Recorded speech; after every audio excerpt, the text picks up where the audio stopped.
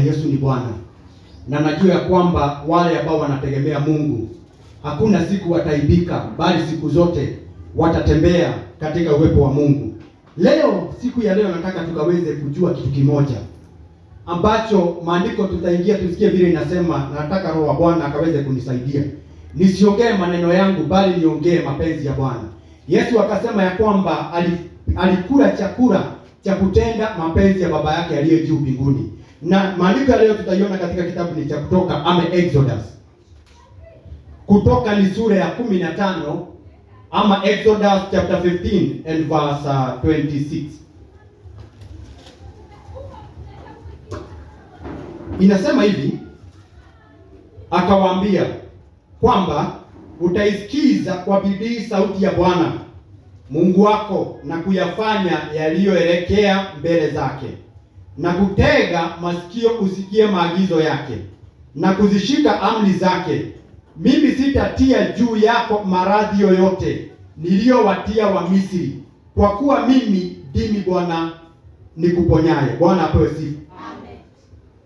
Huyu ni Mungu ananena kuhusu kusikia sauti yake. Na sauti ni mingi ambazo huwa zinanena katika dunia hii. Sauti ambazo zinafanyanga wanadamu wapotee, wakatoke katika uwepo wa Bwana. Lakini maandiko inasema ya kwamba wale watakaosikia sauti yangu, wale watakao iheshimu sauti yangu, maandiko inasema ya kwamba atawaondolea magonjwa. Hii magonjwa unaona inakamata watu ni sababu ya kutosikia sauti ya Mungu, kwenda kinyume na sauti ya Mungu. Mungu anakuambia pita hii njia, kuliko wewe upite hiyo njia, wewe unapita ile njia unataka, na ndiposa hata magonjwa inakusugua. Mashida ndio hayo yanakusugua. Sio mimi nasema, sio Kamaru anasema, ni Mungu aliye juu mbinguni ndiye anasema ya kwamba utakaposikia sauti yangu, ukashike amri zangu, hapo ndipo nitakuondolea magonjwa yote. Ujiulize, yale unapitia ni mapenzi ya Mungu ama ni mapenzi yako? Ni sababu unasikia sauti ya Mungu ama hautii sauti ya Mungu? Ndio maandiko ikasema ya kwamba wale wanaosikia sauti yangu na kuitii na kuifuata, hao ndio nitaondolea magonjwa. Kusikia sauti, that is the thing you are supposed to understand. Na ndiposa nakwambia hata wewe unayetazama ya kwamba unaposikia sauti ya Mungu, vile maandiko inavyosomwa katika maandiko huwa inasema ukitaka kujua Mungu, soma maandiko. Na ndiposa tukasoma maandiko siku ya leo, ikasema ya kwamba yule yeyote atakayesikia sauti yangu, anayesikia sauti, yeye ndiye atakombolewa na yale magonjwa. Hata patwa na maradhi, hata enda kukatakatwa na visu huko, sababu yeye anasikia sauti. Hata huwa anashangaa wengine, utasikia mtu amewekeza insurance ndio akigonjeka aende akatibiwe. Unagojea Mungu gani kama sio huyo anakuambia ya kwamba unaposikia sauti yangu, basi nitakuondolea magonjwa?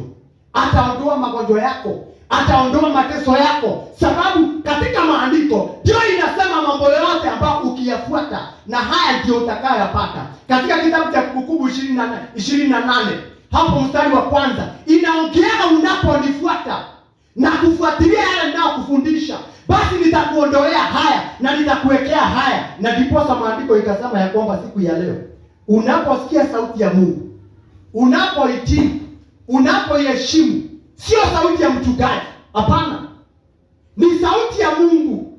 Mungu ndiye anaweza sababisha ukatoke hatua moja hadi nyingine, sio kuhani. Wewe ndiye utasikia hiyo sauti na kuifuata.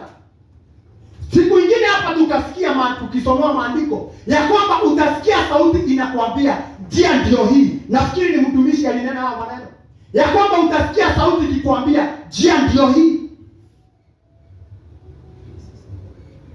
Na ndio nikupigia muhuri, nataka kuongea mimi huwa najua yale imepita kwangu. Mke wangu wiki kama moja imeisha, alisikia sauti.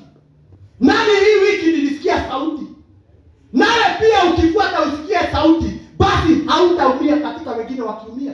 Wengine wakisema uchumi ni baya, wewe hautasema uchumi ni baya. Fuata sauti ya Mungu inasema nini? Ya kwamba ukiitii, haya yote nitakuondolea. Wachana na mateso ya dunia. Maana Yesu alisema kama utanifuata, njia ndio hii. Fuata sauti na uheshimu, uitii kama unataka kuona Mungu katika maishani mwako na hata hospitali utasahau. Mimi sijui mwisho nilienda hospitali lini na sitabiri ndio nikaende. Mimi maombi huwa naambia Mungu, kama wewe ndio uliniita, hata hospitali sitakanyanga.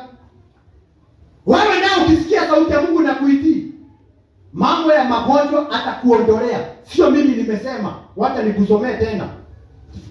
Ndio usiwahi sahau. Maana kusahau ndio shida. Inasema hivi, akawaambia kwamba utasikiza kwa bidii sauti ya Bwana Mungu wako na kuyafanya yaliyoelekea mbele zake na kutega masikio usikie maagizo yake na kuzishika amri zake. Mimi sitatia juu yako maradhi yoyote. Sio kama huwa maonyango anasema, bali ni Mungu wako ambaye aliyekuumba. Unaposikia sauti na kuitii, hapo ndipo mambo makubwa yataonekana. Mungu wa mbinguni wabariki sana. Mnapotii hiyo sauti ambayo inanena kwa upole, njia ndio hii, hapo ndipo maisha yako yatabadilika. Tuache kukaa watu fugufugu tukisahau sauti inasema nini. Mungu wa mbinguni atubariki sana.